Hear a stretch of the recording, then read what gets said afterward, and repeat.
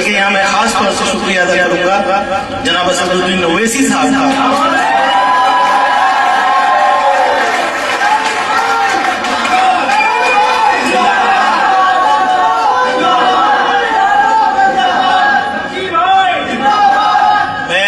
असद साहब का बहुत शुक्रिया अदा करता हूँ कि उन्होंने जब मैं बाइकला मैं सरेआम कह सकता हूँ कि मैंने अब तो इलेक्शन हो गया तो मैं कह सकता हूँ मैंने बाइकला जब छोड़ा तो मैं बहुत दुखी था, बहुत नाराज था कि भाई मुझसे बाइकला छीना जा रहा है। लेकिन कहते हैं ना बुजुर्गों की बातों में दम होता है। मुझसे बाइकला छीन के इन लोगों ने बहुत बड़ी चीज मेरे हाथ में दे दी, मुझे बेउम्मीद दे दी।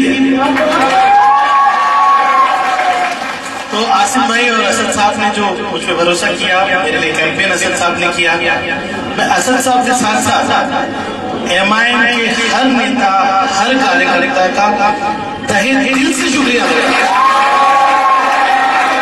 और इतनी मैंने ईमानदारी देखी कि समाजवादी वाले तो सब घर के हैं, कहीं ना कहीं मेरा कोई ना कोई ताल्लुक है, प्रभारी रहा हूँ, किसी को पकड़ के खींच के लाया कि नहीं तू मेरा भाई है, लेकिन एमआईएम के हर कार्यकर्ता ने बड़ी ईमानदारी से समाजवादी का साथ दिया।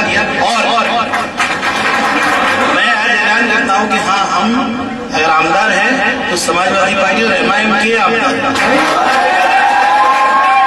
कभी भी ये न सोचा जाए। और आने वाले दिनों में हम दोनों साथ में, मैंने इलेक्शन में एक बात कही और लोगों ने वो बात को बहुत पसंद किया, इसलिए पसंद किया कि दिल से बात की। अगर शिवसेना और बीजेपी एक हो सकती है तो हमारे एमआईएम क्यों नहीं हो सकती। मैं अरफात भाई से कहूंगा कि अध्यक्ष जी से बोले कि हमारी जो दोस्ती है उसको महाराष्ट्र में फैलाए, ताकि कहीं भी, देखिए बहुत जगह पे ऐसा हुआ जहाँ पे हम लोग नहीं मिल पाए। आज आरिफ हसीन खान साहब चंद वोट से हार गए, है ना। एमआईएम बहुत लेट बाइकला में हमसे मिली।